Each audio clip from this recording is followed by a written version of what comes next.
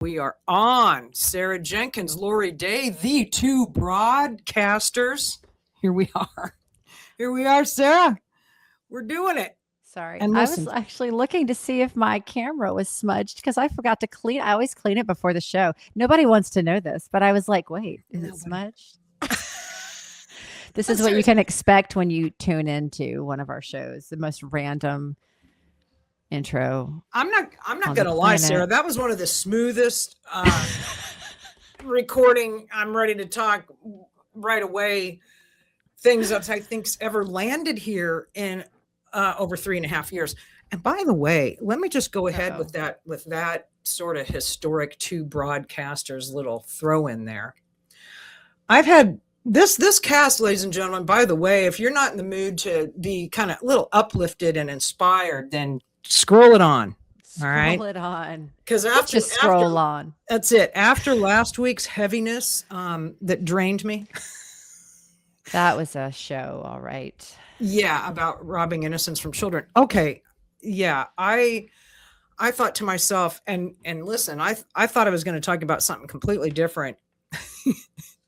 And I was like, no, that's going to make me mad too. I need to not be mad this week. So we need a respite from the salty because apparently, according to my youngest son, I drained the ocean of all its salt with our cast last week. So I'll behave this week, I promise. And so we are the Dead Sea up in this joint. All right. So listen, Sarah, for 2 weekends in a row now, I come up here in my office on Sundays to do the recording. And normally there's not anybody. There's usually like one Sunday guy. It's pretty dark up here. So last week though, I came a little early because I'm still kind of putting stuff together. Because here's what my life is right now. Moving stuff around. This is like I move stuff around. This is my reality. Yeah. So I was putting some stuff, bringing some stuff to the office, kind of placing it, seeing if I can squeeze more room. And I get this little tap on the door because my door wasn't completely shut.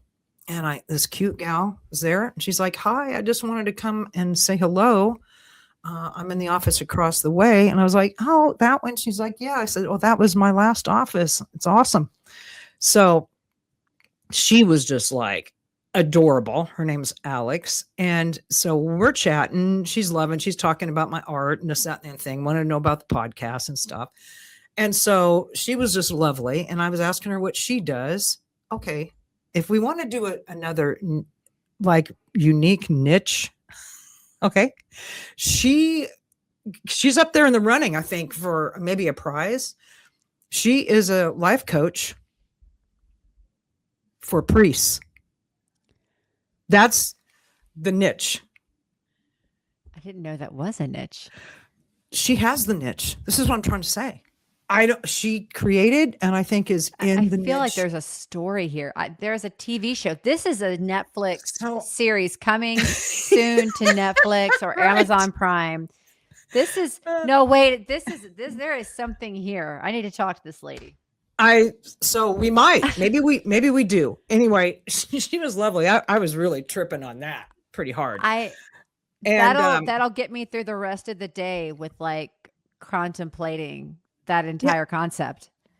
It did me. So I was inspired though, because I just love when I hear about people creating a niche, and she told me, she's like, look, it's not exactly like life coaching, how some people think about it. It's more like leadership skills and stuff. Because there's a lot of times clergy just don't feel they're not good at, talking to this, that, or the other thing, or they're shy, or they're this, or they're that. And she goes, and that's kind of what it is. And I was like, man, you could branch out into doctors. Okay.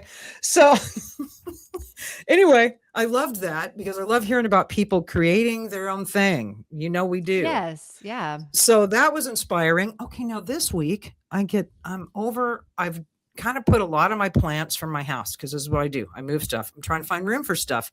Don't want to get rid of my plants. They would not all fit in my office. It'd be like a jungle in here. So I asked them, I was like, if I have overflow, can I utilize some of my bigger plants, like outside the elevator or whatever? And they're like, so anyway, I ended up doing that. So I'm watering my plants as I do when I come up here to record. And this young man comes up to me and he goes, "Hey, I just wanted to tell you, I love that, you know, you have the plants and thank you for taking care of them." And I go, "Well, they're my plants, but I wanted to share them, like I didn't want to get rid of them." He's like, "No, that's what I'm saying." He goes, "It's awesome." He goes, "And we really needed it. Like when you open the elevator doors and you see these beautiful plants." And I was like, "That's awesome." And I was saying, I go, "Well, I just brought this one out here because this one doesn't seem to be faring very well in my office. It's not like in the transition. I'm not sure what's wrong with it. This time Oh. last year, I put it outside. And I do remember it went kind of through a thing last spring, summer. So maybe it's just a thing it goes through, but it's making me sad. So anyway, I brought it out here. I'm going to see if the lighting's better for it." He goes, "Well," he goes, "just with the elevators being there and people stopping and chatting and all that," he goes, "it'll probably do better out here." And I was like, "You so get it." I said, "Because nobody's in my office until I'm showing up on Sundays." Yes. And I said, "And the clients love the vibes, they love the frequency." I said, "I even told my sister this morning, I think maybe I should put music on for my plants." And he goes, "No, absolutely." And I go, "Well, I just love that you get that." Yes. So anyway, I'm Lori. What's your name? My name's Eric. Okay. I'm in this office. So he's like across from me, right next door to my old office. And so we get to talking. And listen, this young guy, he has a marketing company. He was asking me what I do, and I was like, content pretty much is mostly what I'm rolling out of here right now is writing and the podcast. And he was like, "That's great. What's your podcast?" So I was telling him, and then it got into what's it about. I was like, "Well, you got to find." I said, "At this point, when you can tell people you have over 150 episodes, it's easy just to go get on a platform and scroll down." And because I can't even tell you 150 things that we've talked about. But mostly culture, people, things that hack us off. Okay. So, Yeah. and anyway, he was just like, his mind got super excited for us. He does marketing. He goes, "That is a huge deal that you've shown up to put out 150 podcasts." I go, "Yeah, it is kind of a thing. We are in the upper echelon now of percentage of the podcasts that make it." And the other thing is, it's a weird thing, but it's kind of the cool thing, best kept secret. So longevity, yet nobody knows about us still. And so there's a lot of room to grow and it's kind of exciting. He's like, "No, honestly," he goes, "that is a really big deal." He goes, "People start podcasts all the time. They don't stick with them." Right. People want things to happen magically. Like it's going to be, "Oh, I'm going to get famous in it. No time." And it's like, no, that's not how this works. And he goes, "So it is saying something when you've been able to put out that many podcasts." And I was like, "Yeah." And the fun thing is it actually is starting to take off now. I mean, now would be the time, Sarah, when we should say a little caution to Joe to look into the old rear view. Okay, that's all I'm going to say. Joe who? God, my hair is What? horrible. I don't know. I don't know. You've got a rock star vibe going today. I'm loving it. Okay, so Loving that's it. me. That's right. Yes. That's right. I'm rocking on my own little star. Can I be your drummer? Yes. I feel like if I believed in that sort of thing, that I was a drummer in another life, which, I don't believe in that, but Sarah, if I listen, can dance to your beat, you're in. I was born to be a drummer. I feel like, in a way, I've never said that out loud to people. I love so our audience is good. I love that. I love that. Can I tell you the amount of dreams that I've had, like just random dreams at night where I was a drummer on stage? Oh, that's amazing. At a concert. Let's go. No idea. Okay. Let's go, Sarah Jenkins. All right. All right. There's our drummer digression for the day. The two broadband. Okay. So it's a whole nother meaning to the broadband thing. And shout out to you, broadband. And anybody that's like downloading a cast right now, heck yeah. Because we're getting like hundreds and hundreds of downloads a week now. What is happening right now? I'm loving it. Yeah. Thank you so much. And especially thank you to the ones that have been listening for a while. You're the OGs. All right. The ones who stuck it out and didn't drop us. Hey, listen. Listen. Yeah. Okay. So, and by the way, if you want to tell us that you've been listening to our podcast for quite a while, you need to sign up for give us your email. Go to our email, the2broadcasters@gmail.com, and send us your email and tell us about that. And we'll send you a prize. So Oh yeah, send your email address. I mean your snail mail too. And also, Send let it me just all. throw that in there since I made an announcement. We're on YouTube, so just go subscribe, even if you never watch them there. Okay, Yeah. You and can we're on. see all the glory over on YouTube. Yeah, I'm still fighting it. I'm just trying to pretend it's not there. Let it do its thing. Okay, I'm happy. But yeah, it's like I told this We're kid. getting some traction. I'm really proud of our shorts. Excuse me. Our shorts are doing really well on YouTube, and we're slowly but surely getting some numbers on the full episodes and so forth. So Well, it's like I like to say about myself, Sarah. I have a face for radio and a voice for writing, and that's pretty much. And I'm doing them all anyway. See what I'm saying? So be bold. Go out there and do your thing. that is Right? so not true. Anyone who But it knows, sounds funny. All right. Well, it's so not true. I think it's So not funny. true. All right. I mean, that's my 10-second elevator pitch. That it just makes people laugh. So, okay. So, Sarah, here's what we're doing today. All We're right. doing Lay it whatever on we me. want, quite frankly. It's a But free for all.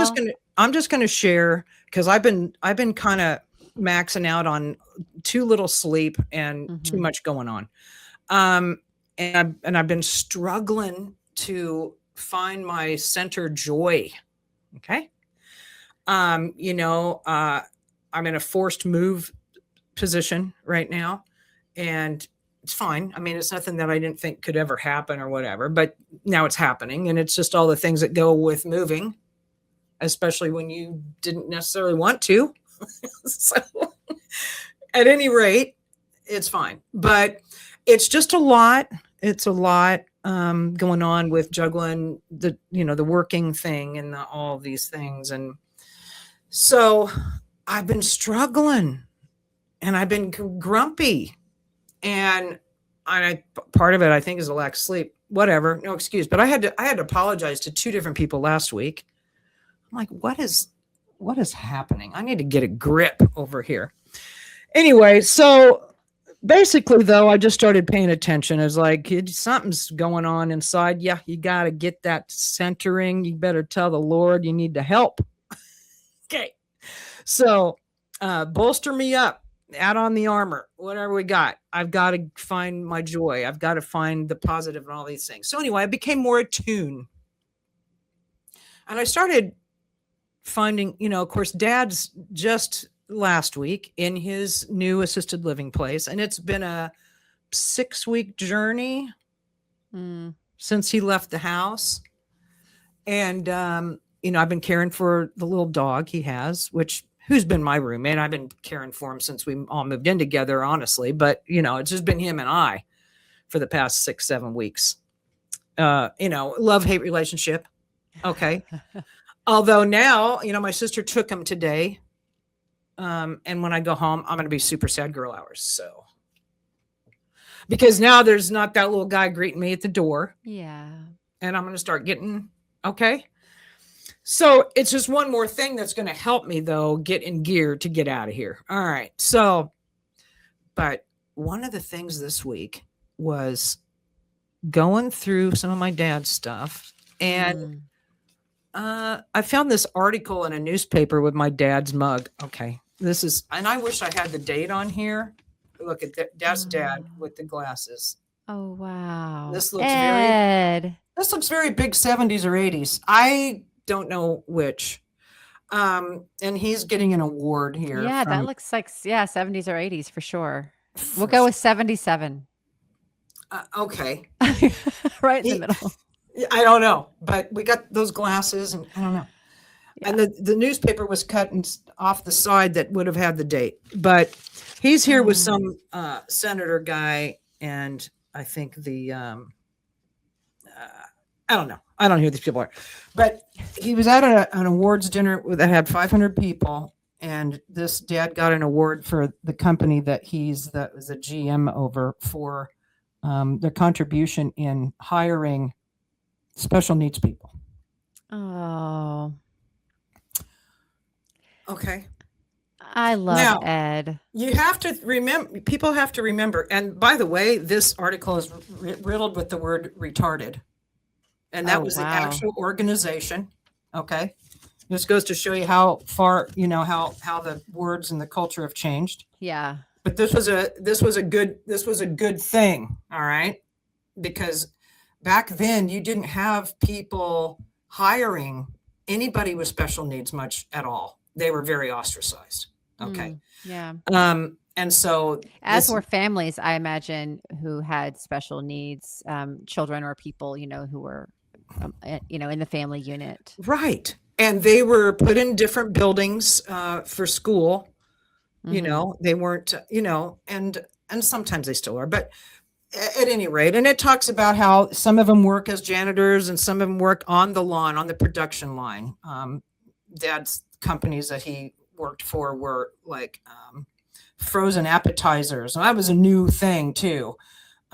So food production in the appetizer market. All right, so he managed a lot of people over the years, and so hiring these folks. And I can remember that Dad had, there was a place that was next door to them.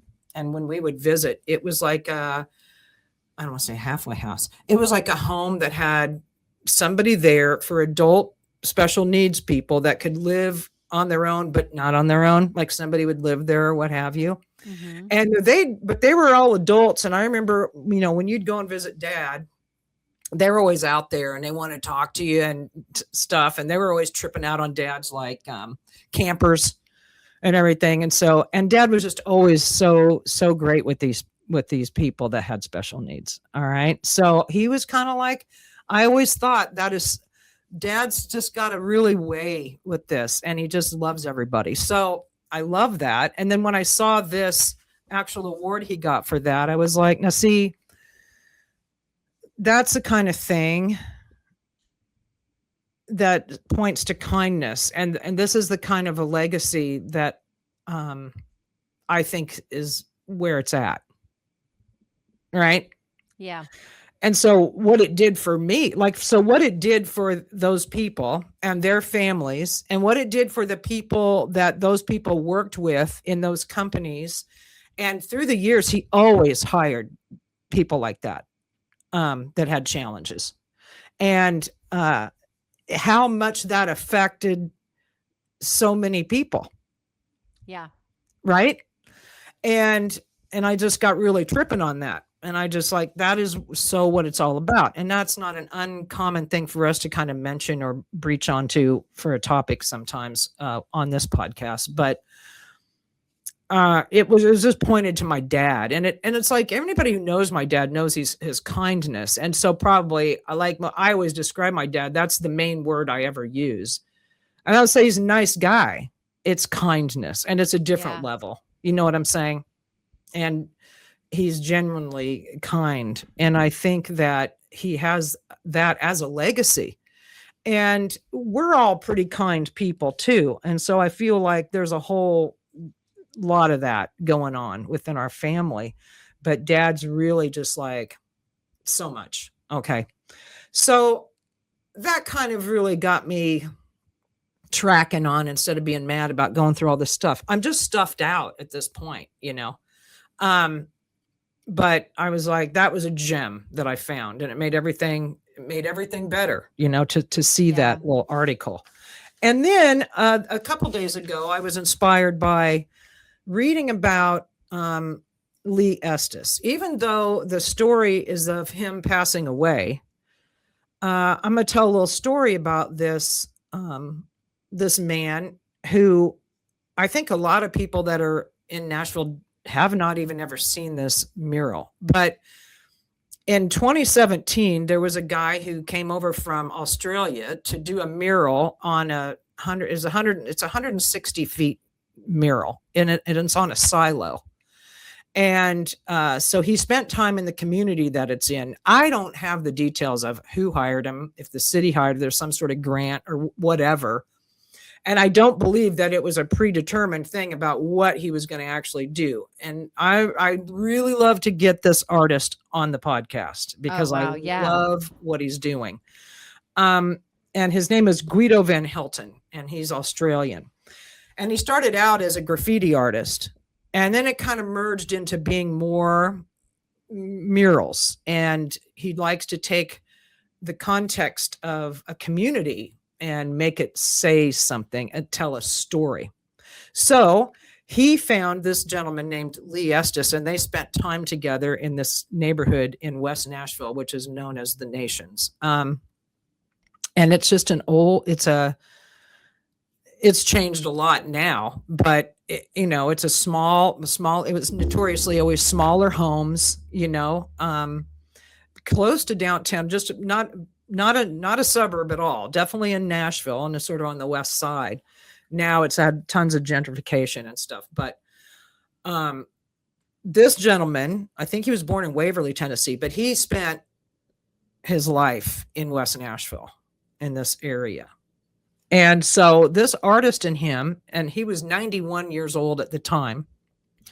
And so this artist was super inspired by this guy because he would tell stories of the decades of volunteer work that he did for helping low-income families and children.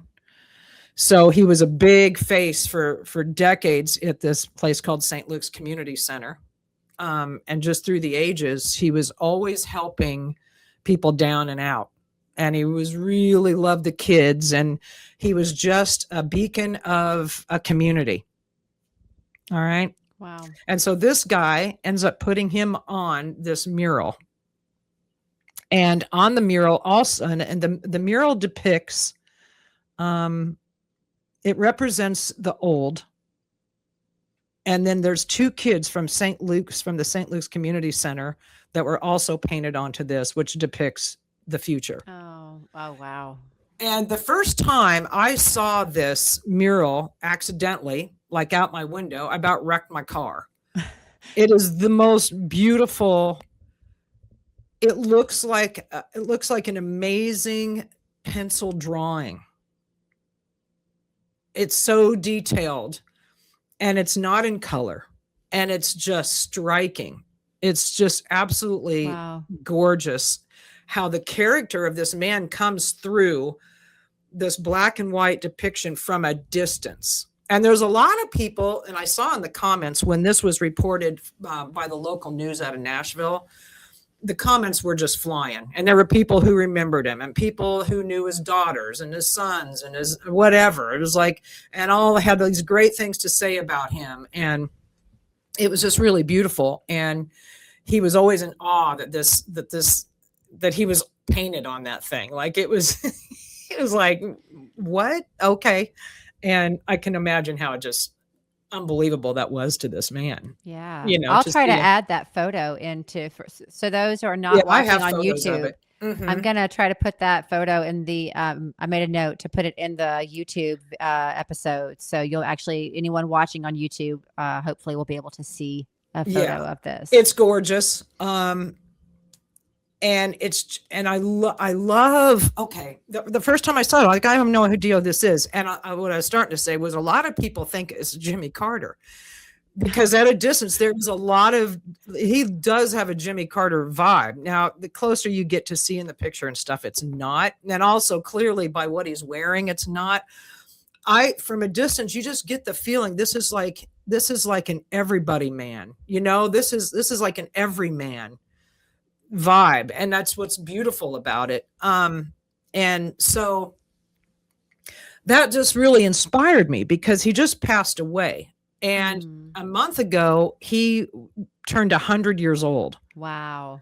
And the local news stations there kind of did a thing on him, for his 100th birthday.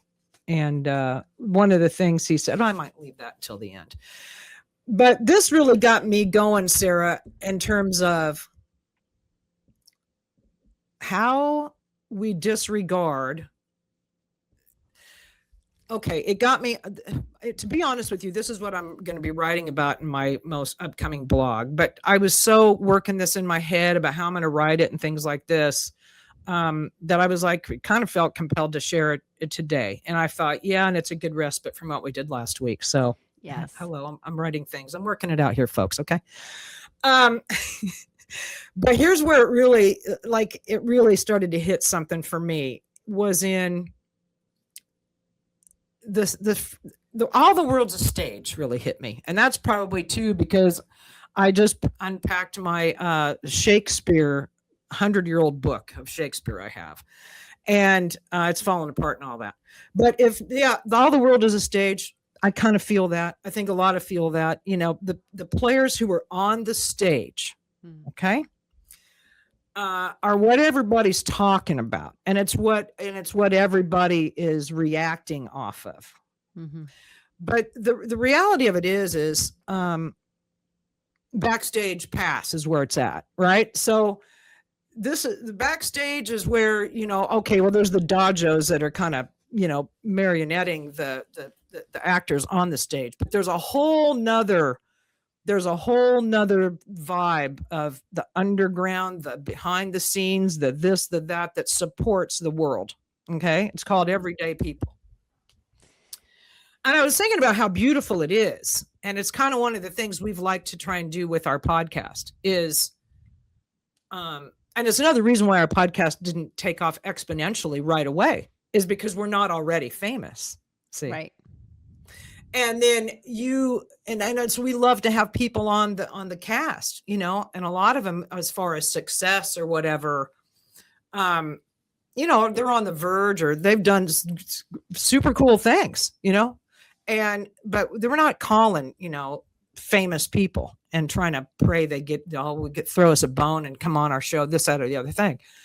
We like to find the people who are the engine of the world and are doing super cool things. And you don't know if somebody is making a difference because they are a life coach to a priest, or if they are this guy, Lee Estes, who's been just loving kids and loving families when they're down and out for 80 years. All right. And the next thing you know, you're depicted as a 160-foot mural somewhere. Wow. And to me, there's nobody better to be on that mural that represents the community. Yeah. Right? Because communities tend to go into do we have anybody famous that was born here? They're like busking, basically. Like, born here, so what? You know what I'm saying?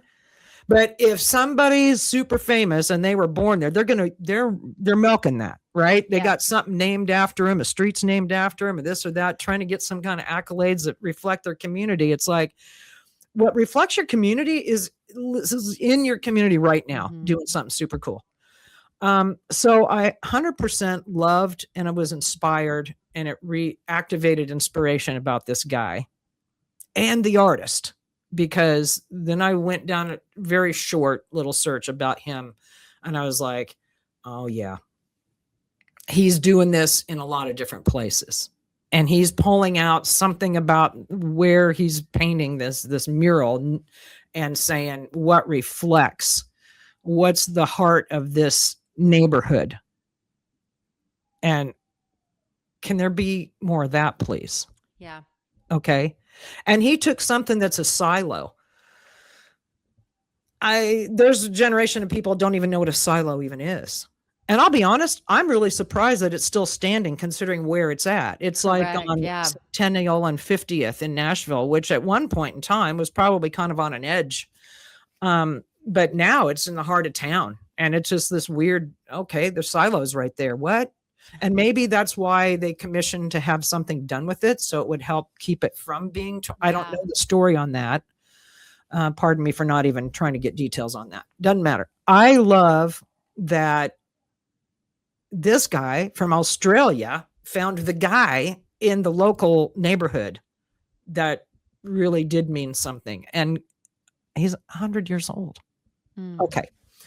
So that super was inspiring. And then just got me in the whole thing about how many people are just fueling this world with the kindness and the doing things that nobody sees. They're not in the paper. They're not on the news. They're just doing it because that's what you do. That's what we should do, And then there's so many people like that. And it's like, kind of like, when Dennis Ferrier was on the show, he kind of highlights these types of things where a local community has held on to a tradition or a person that's just famous within its own little thing just because of kindness. More of this, and I love that we want to kind of specialize in this, you know, young organizations that are doing something for the forgotten people sectors, people who are, just trying to we're definitely keeping the teeter totter from, we're trying to hold the balance of the scales right now. Okay. Um, and there's a lot of that going on. So in all this negative BS that we're living in, um, fun facts, we are, in my attempts to try and recenter my joy and stuff this week, I, had to dig in and just go, wait, what do, forget these people. I can't, I don't want to give too much of my time to these negative demonic knuckleheads, quite frankly. I want to find and connect with the people knocking on my office door. I mean, what is happening right now? Okay. That I never saw people on Sundays, and 2 weeks in a row now, I've been just inspired, little bits of inspiration from these younger people. And it was just like sparks, like, oh my gosh, we're going to get together again. We're going to, you might even be on the podcast. I don't know, but very exciting. And just, I got to, we got to keep our radar up for this, because it's so easy for all these distractions to be robbing us of our good detectors. Mm-hmm. Do you know what I'm saying? Or is it just me? I don't know. I know I'm not alone. Yeah. There's a lot of things, that just, and they're designed that way to take our focus off of what's most important. If you keep everyone distracted and you keep everyone kind of in a cycle of chaos, right? That you don't come together. We as people don't come together on the important things like family and home and community and all of these things that you're talking about. And it is so important, I think, just to tune all of that out and really focus on the things that you have an impact, and the things that where is your sphere of influence, right? Because that's where you need to focus. And not all of these things that are bombarding us that we really don't have any control over, that are so negative, that are going to, drain us and only just make us angry or make us fight with each other. I mean, all these things that are just, they're the antithesis to what we need to thrive and to actually make any sort of change if we're going to, any sort of positive impact. So it's like, yeah, you gotta find a way to tune that stuff out and focus on the things that are right in front of you, that really what you're talking about, it's what we take with us kind of when we go and what we leave behind after we're gone. I think that's a beautiful thing, Lori, because what you're talking about is, I think, is such an inspiration, should be an inspiration to all of us who are listening to the cast and listening to this episode, and to you and I also, that, if we're those of us who are still here, it doesn't matter if we're 20 or 90, right?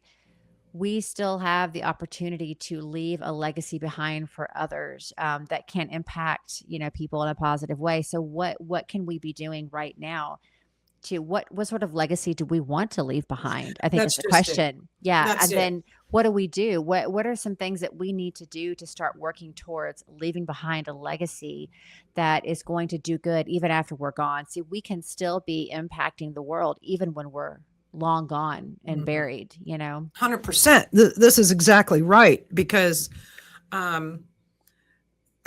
how many people that have passed, whoever long, are still inspiring authors, or in so many ways that their stories got told. And here we go again, Sarah. It always comes back to storytelling, always. And like when you go to a city, and this is another thing that I love about travel, is I'm not oh, well, you didn't see that when you didn't see the Eiffel Tower and you're in Paris. I didn't. Because I was happy seeing what I was seeing, but also it was World Cup and we knew the line would be stupid. I feel like seeing that is like, that's the thing I've seen a picture of 8 million times. Right. Like I could almost draw a picture of it. Like I'm sure being there is like, okay, whatever. But you know what I'm saying? So for example, like Nashville, people go to Nashville all the time and never get out of that 2-mile radius downtown. And wait, what? Like there's people there that some of them make it to the Parthenon. But okay, that'd probably be as far as it gets most of the time. See, I would want to find this guy. I would want to find the silo with the man on it, which then leads to the story about who this guy is and why he's on that, which then leads to the story about the artist, which is super cool, by the way. And that's indicative of that neighborhood in Nashville, Tennessee. Yeah. No, there was, but every place probably has a Lee. You know what I'm saying? Yeah. Yeah. But by that guy putting it on art like that, he made it a pinnacle of reaching more as a storytelling situation, you know? And by the way, anybody coming to Nashville, you could take an Uber from downtown for not very many more bucks. It's very close. So, and it's probably by one of those hot chicken places. So anyway, Yes. it's worth seeing. It's absolutely beautiful. And you know, Nashville has several murals, but to me, this is the one. This is special. It's very special. And I love how it's just black and white. It's just striking, right? And it's, of course, it's taller because most murals are even on a tall building. It's on 160 feet of a mural, you know. It can be, but Nashville doesn't have that many of those that tall. So Yeah. it's a worthy thing. And it just really just I just really infused a lot of inspiration about just keep looking for these people. These are the things that help balance your joy. These are the people God has on we all have a mission here. And we know what these knuckleheads are doing. The ones that are on the stage, literally acting out horribleness. They're acting out all right. It's like toddler syndrome. And it's ridiculous. It is ridiculous. I want to find people that aren't in the news. I want to find interesting stories. I want people to be able to tell their stories here, you know? It's just like my buddy Stacy, he's been on the show a couple times with her attack of she doesn't even know what on her bike that changed her into a whole different career field. And I just love these stories, and by the way, that's doing really well. And she probably needs to come back on again. And I actually did a little gig with her a couple weeks ago. And I don't know. I love what she's doing. Right. So, and it has to do with camping. And that's another thing. People get out of camp. Everybody needs to camp. And by the way, you need to actually camp to say you hate camping. I know so many people that have never been camping and they complain about camping as though they really tried it a lot and can't stand it. It's like, you're lying right now. You ain't even been camping. You think you hate it. There's something so healing in nature. We've talked about this on the show before, Lori, and I have to tell you something really weird. It feels weird. It feels weird saying this out loud, but well, really found the cast for that. Found the cast for that. Yes. Thank you everyone who's still listening. No, dang it. The book that I'm writing right now that's almost done is so heavily set in nature. And in this, small town, mountain town, there's this beautiful lake. There's, all of these trees. There's the boats on the lake. And I love going into the story every day, Lori, because even though it's me, generally usually in the house on my laptop when I'm doing this, I'm like immersed in this incredible nature and this incredible scenery that really I didn't even plan on becoming such an integral part of the story, but it just has. It's kind of taken over. Awesome. And just how peaceful it is, but just that the healing of that, of getting out into nature. So actually getting out into nature way better than but even, even in a book, even when we go there in our mind, there's something just so not just serene and peaceful, but not just healing. I think there's just something, it's a part of who we are. It's a part of how we were created. And we are, essentially part of nature in a way because we're all created beings. And I just think it's, so I love that you mentioned that because I think we should all, expand that. Seriously, there's so much recentering and I'm chomping at the bit right now. Like I am a flight risk. So I've just got to get out. I've just got to get out of this. Your bail is denied. You're a flight risk. I've got to get this move behind me. So, and speaking of that again, about the stuff, and here we go again, Sarah, with the stuff, legacies and stuff. All right. And sometimes you know, like these little gems I'm finding in my dad, which is coming through stuff. Um, fantastic. But I anybody every time you move, right? Doesn't everybody just freak out on like, I can't take it, right? It changes your. Do I really like that? 'Cause it's like I don't I want to want to box it lug again. this around again. Yeah. Exactly. And now my big thing is because I'm putting my stuff in storage. I'm trying to figure out the math here. And this is some real bistro math because I had a storage unit in Nashville and then I got my stuff in. And I I'm looking at what size I need now because I know I have gained stuff again, which I sincerely did not want to do. Okay? Right. But it just happened.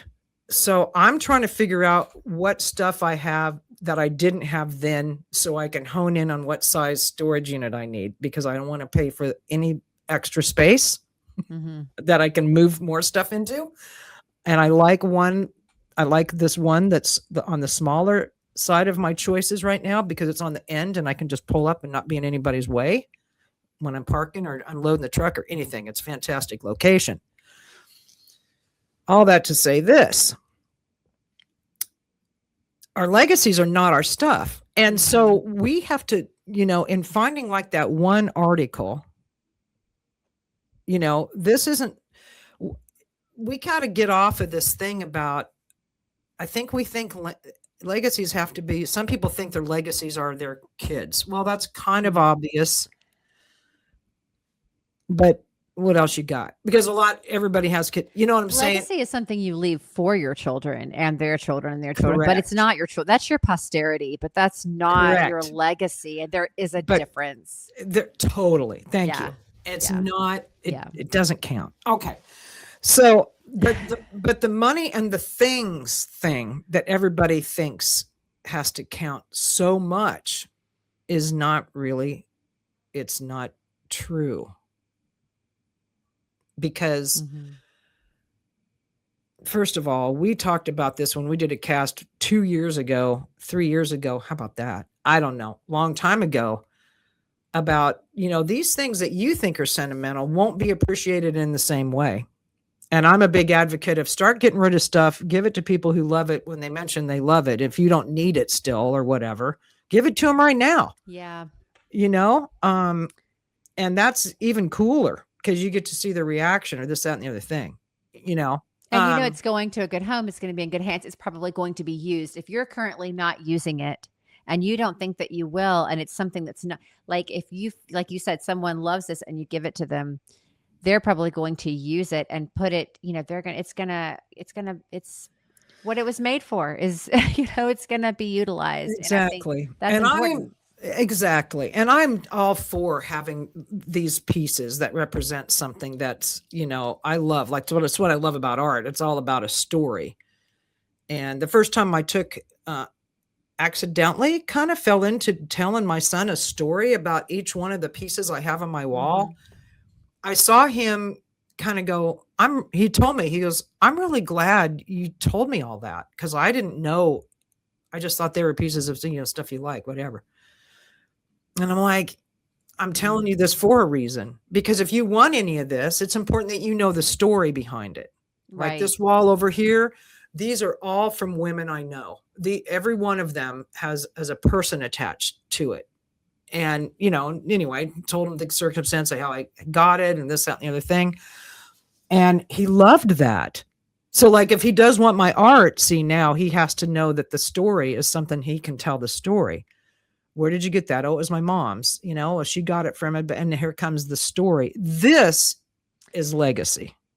There's a painting, and I don't know if it probably was up. I've moved it around a few times. When you came in and house sit for us a couple of years ago, there's a painting that's on our mantle downstairs. Beautiful, beautiful painting. It's very old. It's got the artist's signature on there. And I remember my dad telling me it was from a local artist, I think local artist in Hopewell, Virginia. If not, it was in the general area. And that's all. I don't remember. I don't know where it was acquired. I don't know how it came to be in the family. That's all I know. I know the name of the artist and I know that she was local to the area I grew up in. And I wish I had that story because every time Mhm. someone comes over, it just happened the other day. When people see that painting, they Mhm. comment on it. Oh, I love that painting. We had a friend come from England and stay with us, and that was one of the first things she zoomed in on. And, that's so important. Because I don't have the story behind that. If it was ever told to me, I don't remember it. And I wonder if like it's something that we could all maybe write down or type up a little, thing about these pieces and maybe attach it somehow to the back of the artwork. So anyone that comes along and finds that can then read the story behind this piece and then like know, I because I love would that. I would Yeah. love to know more about, and I might look into the artist, see if I can dig up some information on her. Mhm. Yeah, I love that. So, I mean, it's not the value of the money, it's the thing. And I started getting kind of sad about thinking about people that come from legacies of a lot of wealth and how that just gets counted as an automatic legacy. Hmm. Like there are families with a lot of wealth that I would not want to be associated with. No, no, no. You know what I'm saying? And Yeah. I wouldn't even want to be known. I'd be looking to change my name. I can think of some names that I wouldn't want to have. 100%. I could think of several. And so that's when you start really going, well, what's it all about then? If it's not about me, people feel bad. Oh, I wish I could leave my kids a lot of money. And it's like, leave them with the impression, leave them with your stories, Leave them with character. Leave them leave them with with the kindness. legacy, yeah, of good moral character of someone who did something valuable with their life. Forget money. Money is not valuable.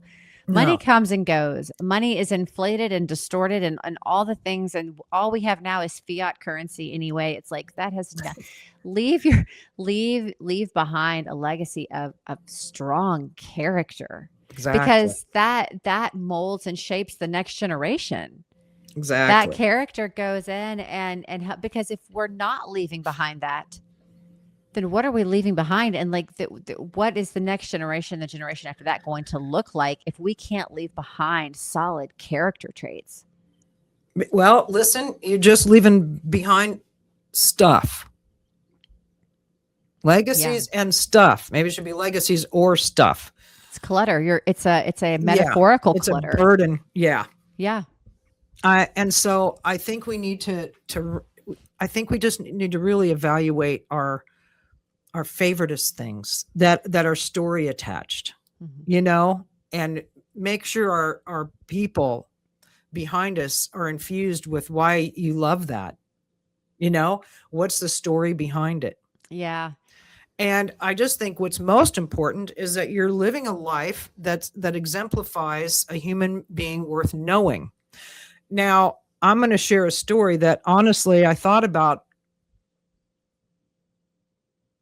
Oh man, nobody can tell this story like him. But I don't know if I should save it for another cast because my brother has the most unbelievable stories. But I will say that like in thinking about this Lee Estes or my dad or just these everyday, people that are just out doing and they're entrenched in their community doing what they love and they're loving the people around them. And Mark had a music teacher that was extremely inspired to him. He loved this guy.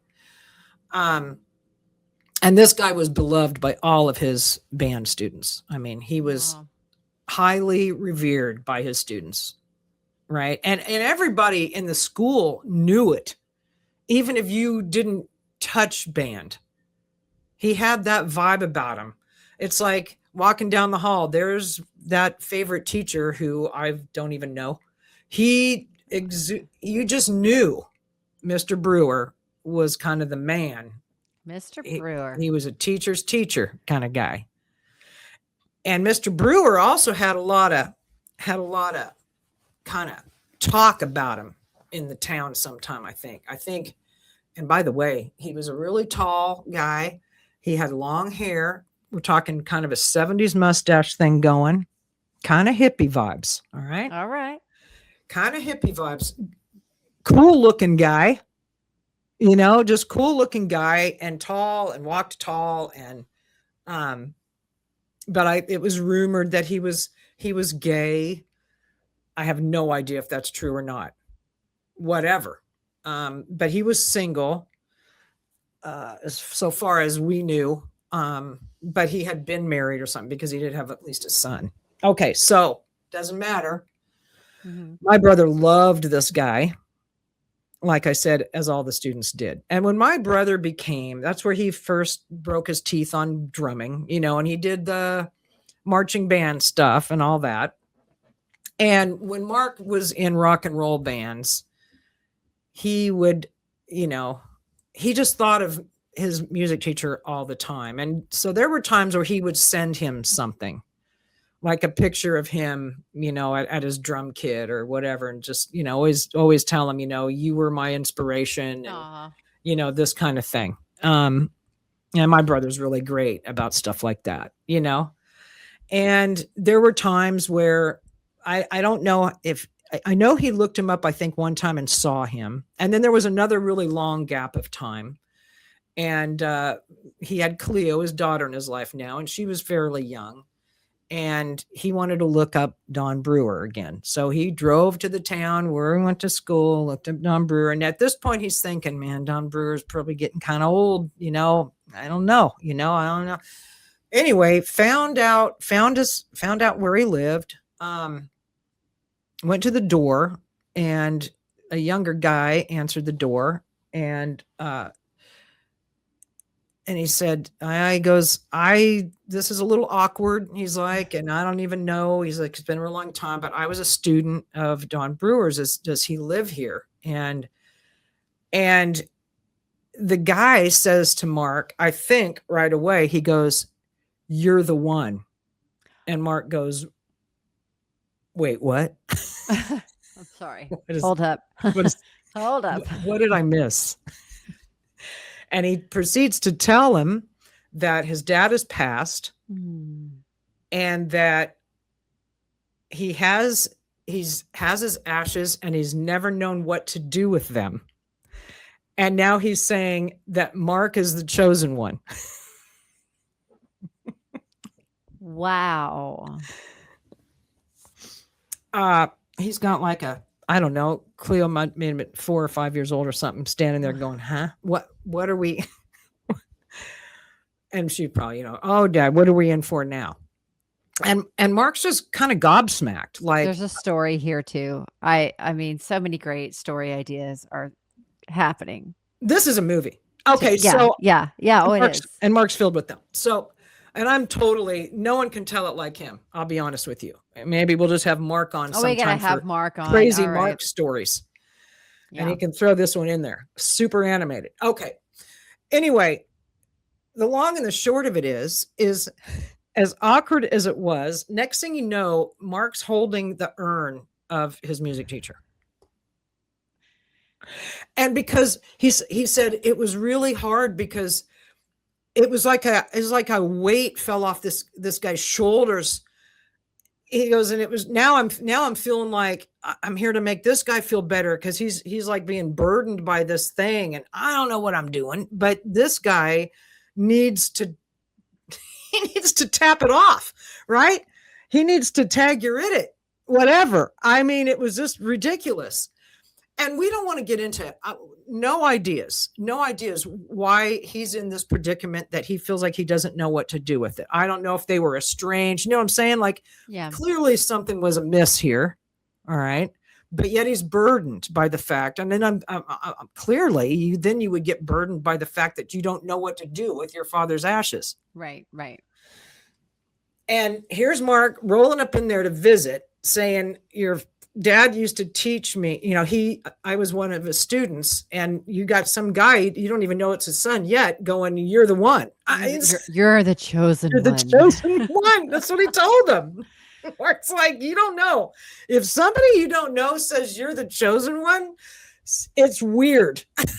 It's Yeah, like, what did super I just weird. walk into? Yeah. So now he's like, long story short, rolling out of there with his music teacher. And Oh. now he's feeling completely burdened because he doesn't know what to do with it. All right. So I'm not even going to tell you how it came that I don't want to get it wrong. But something happened. It was like a sign came and he decides 50-yard line, junior high football field where the marching band used to march. Oh. So he's out there trenching up, get a little trench up situation, getting saying some words like, about he doesn't even know resting in peace or whatever. Okay. And felt okay. I think I did the best I could do under a situation of no roadmap whatsoever. I was like, well, yeah, because that was his legacy though. And for all of the students that ever marched on that field that loved him, it was 100% a beautiful choice for a guy who was the chosen one. Wow. But Did he didn't have know to get permission for that? Or did he just like go out there and was like, all right, nobody's looking. Here we go. Here we go. I think we come from forgiveness versus permission people in life more than not. Good, bad, or whatever. There you go. That's great. And I feel like it was a situation whereby school wasn't in or what. It might even been rainy. I don't know. I just like, again, sorry, Mark, you probably don't listen to the cast anyway. That's fine. We're going to have him on and he's going to tell us, we need to have some Mark stories. We're going to call it the Hit the Mark is the name of that episode.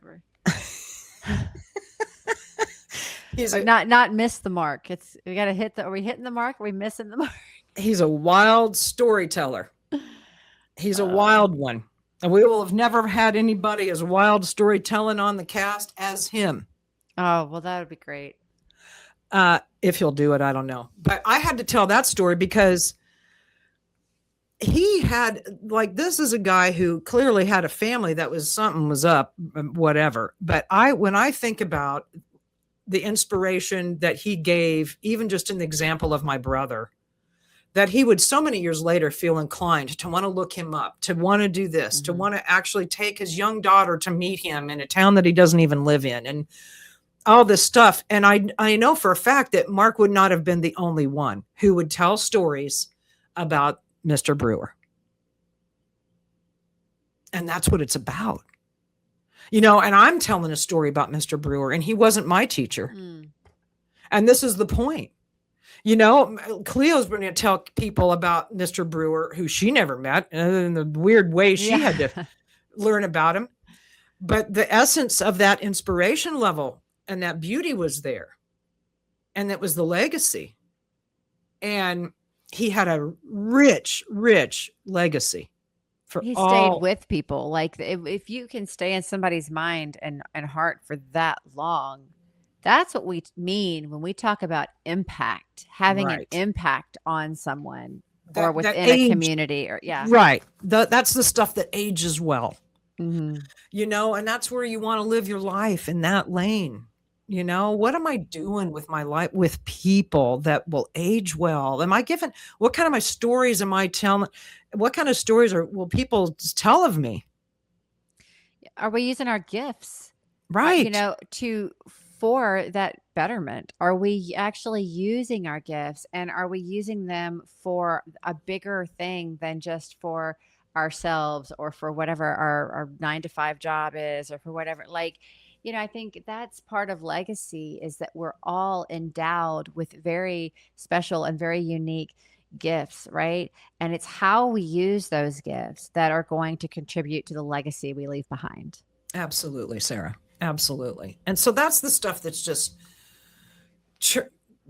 churned up the inspiration wheels again, because, as we all do, it's a real ebb and flow with maintaining your positive energy, and the distractions are just voluminous. I mean, it's just I feel like I'm in a pressure bubble all the time, and it takes a lot but the remedy is simple. It's just getting yourself tuned back in to remembering to do that, and to let that other stuff go. Because whether I croak out when I leave this cast, during the cast, or in 15 years from now, or whatever, how I want to spend my time, the stuff that's on the main stage right now has nothing to do with my legacy. Not at all. Has nothing to do with how I should be conducting myself in my life. And if we're not careful, we'll negatively impact other people's lives because of our fear or anxiety or our distractions or our lack of noticing and our, taking extra time and being in a hurry and being self-absorbed and all these things that distraction and negative vibes put on us. And those are reactions that are quite normal, that are getting, again, voluminous. And we need to just pull back and go, shut up, screw you. I'm over here trying to, make somebody smile, tell them a story. I want to hear their story. Yeah. I want to hear their story. You're doing what? You're life coaching priest. Tell me a story about that, Yes. And the thing of it is like finding the newspaper article on my dad or what. I know my dad is kind. So yesterday, and I didn't bring my dad back up. All right. Can't help it. My sister was in from Colorado, and we're going through some things out in the garage, and we found this little box or whatever that had papers in it. And I found this gem that I don't know. I'm sure maybe somebody has seen it before, or maybe not.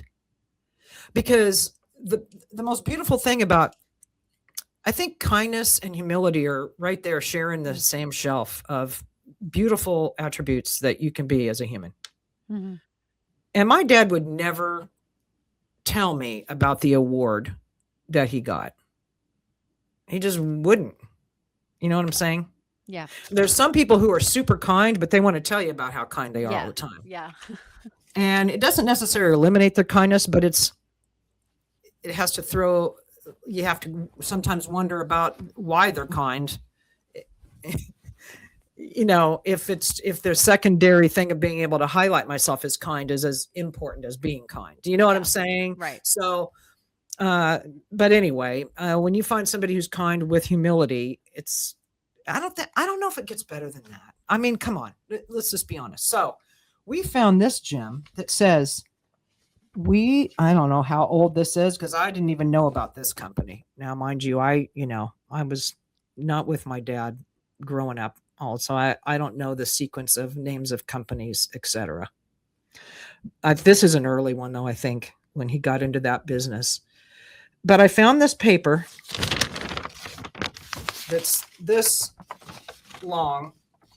Okay, it's and at the top it's handwritten, and it says, "We, the employees of Delicious Foods, protest the resignation of Ed and Dick.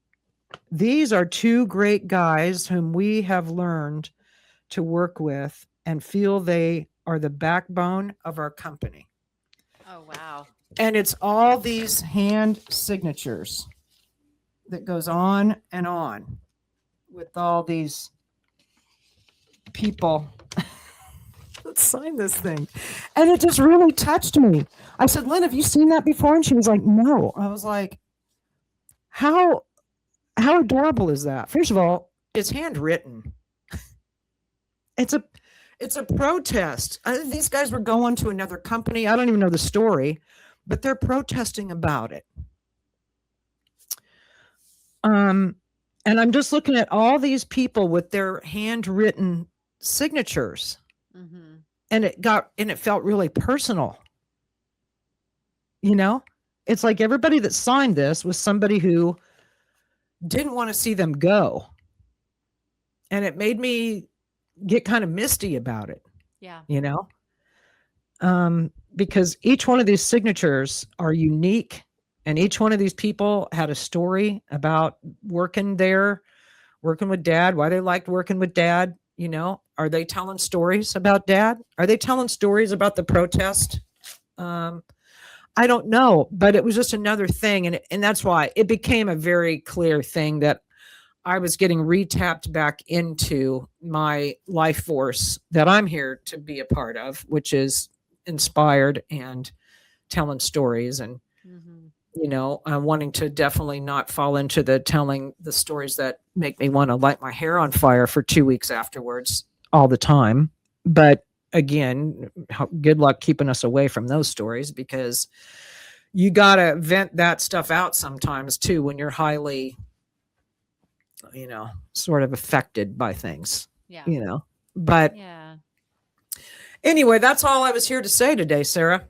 Well, Um, and I want people to, if anyone has not listened to the episode that your dad, Ed, was on, I want to direct everybody to that, because if you're listening to these stories today, hearing more about him, and for myself and others, getting to know him through, this life that he's lived, that these things, these memories that you're finding as you clean things out.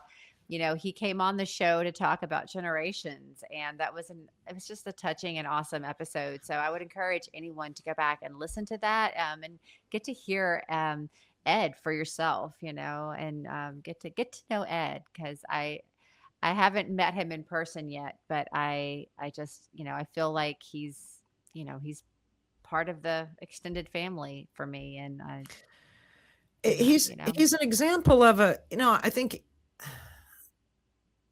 there's a Bob Seger song or something that, what is it? I remember hearing it one time and it was like, man, I haven't heard this song in a long time. And Ethan told me, he goes, yeah, it reminds me of Granddad. And I Mm, was like, oh my God, it's about an everyday guy. It's like everyday man. I can't remember the song. mm, But I go, wow, yeah, kind of does me too. You know, like dad's beauty is in his um, just simplicity almost. He doesn't consider himself to be really bright. He's fine with not going through higher education. He loved working. He just loved fishing and loved what he loved, and didn't feel the need to. But meanwhile, he's out there and everybody's loving him because he's just so kind and he's so humble, you know. And I like, even when he was on the cast, it's like he could barely say anything because he's not good with talking about himself, because he doesn't like to sound like he's saying, yeah, you know. yes. And it's that he's in the last seasons now too, and it just gets hard because he's not as talkative anymore, and he's going through all that Mm, stuff, and yeah. he's had a lot of pain hammer him in the last several years. The loss of a son and a wife in 10 months, and moves and injuries and hospitals and all the things. And you know it was come down to living with me, and for a while Ethan and his little dog. um and now that time's gone, and he's been without his best friend dog. And that makes me sad. His That was his last real like love that he could do, because he couldn't fish anymore, he couldn't play guitar anymore. um Right, right. his little dog was it. And the little dog, is not able to be with him, and Mm, he hadn't seen his little dog since he left the house in the middle of February. And right before we got on here today, uh, Lynn went and picked up his dog because she's taking him away today. And I got a mm, little bit teary about that. But she went, after she came and saw the office, then she went back to the house and grabbed him, and she was going to take him to go and see dad. So I don't know, but this is what I got this text through right before we went on, and I thought I was going to lose my mind, but this is what love this is what was happening. Oh my goodness. Oh, everyone get on YouTube and see this beautiful picture because this is oh, it's there's no way to describe that. I can feel that by looking at it. Yeah. Oh my gosh. That's love. Yeah, that's Shoot love. me. Yeah. And I felt so bad for not bringing the dog around more and stuff. And I was starting to think that it was going to be hard on him to see him and then pull him away again. And the dog's been under such duress and stuff. But oh, thank God that picture is just, And you I'm know, so thankful that you've had this time with your dad, Lori, that everything worked out like it did. He knew, and I think it's a beautiful, testimony and just how like he knew when it was time to not live alone. He knew when it was time to come to you and say, I want to live with you. I don't, and that this, and he knew, and you, the three of you, because, Ethan's been there, y'all have had this time with him, just beautiful moments and memories and dancing in the living room. And just, I mean, I think what, what a blessing. And some people yeah, don't get that. So that's awesome. And I'm so thankful that you guys have had that, that you've, me too. and you've made all of these moments in his life so special and so strong. And yeah. Yeah. It was an honor that he wanted to, that's, he was like, okay, I guess I'll risk staying Yeah. with her. Um, Let's give it a go. I really Let's wish give I it a could go. have spent more time with him, to be honest, but I'll never regret, and I'm not going to be hard on myself and ruin the story by what I didn't do or whatever, Right. because it was a window, it was a season, it was shorter than I hoped it would be, to be honest, but me, I still had to be the working stiff, and I had to juggle a lot, but I miss him. And I'm happy that, he loves his place. So we're really excited that he's, not fighting about, what do you mean I'm coming here and not going home? We didn't get into that. He just submitted to it. And we went and put a lot of love into setting up his room, and everybody contributed. And he felt that love when he came there. And for what he does or doesn't know these days, on any given day, he's happy there, you know. And that's what we got. So, but then that picture. Oh, okay. Oh, yes. Yeah. So that's it. Just this is what we got to pay attention to our people and our, just loving people. It's really the greatest calling we can have. It doesn't cost money. Right. So anyway, I still don't know what I'm going to write for the blog, but anyway, that's basically Can I take my transcript?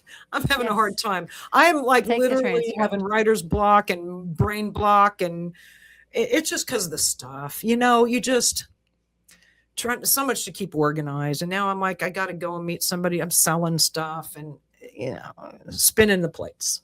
Yes. Yeah. Well, everyone go check out on Substack, Never a Normal Day. That is Lori's blog. If you have not read it, if you are not reading it, if you are not subscribed to it, please go and subscribe to Never a Normal Day, Lori Day on Substack. You will not regret it. If you want to get some really raw, honest, hard hitting, this is what's going on in life. Exposés, if you will. This is, it's all there. If you will. And when I travel, they're really fun. I really just want to be a travel blogger.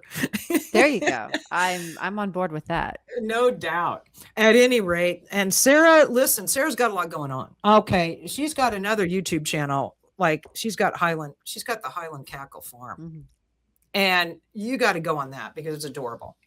And like just the whole family thing they got going there, and they've got this gorgeous cows. I just love it. It's right in theme with me reading Willa Cather these days. And you were talking about your new book, how you're talking about describing scenic and, the environment and the nature and all this kind of thing. And man, Willa Cather could write about describing Nebraska like a season, a sunset, the tall grasses, the this, the that is just like, wow.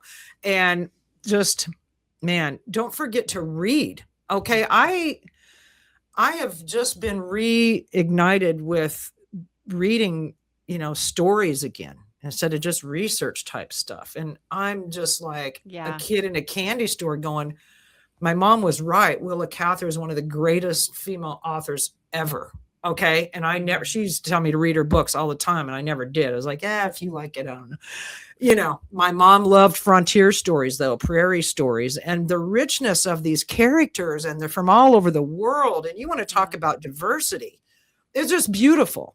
And so it's just really reignited me with a time and what things looked like beyond what I see now. And I can close reading a chapter or two and just go, it's like, I feel like I can breathe better. And we all need to breathe better right now because we're all holding our breath a lot, I think. And maybe I speak for myself again, but I don't think so.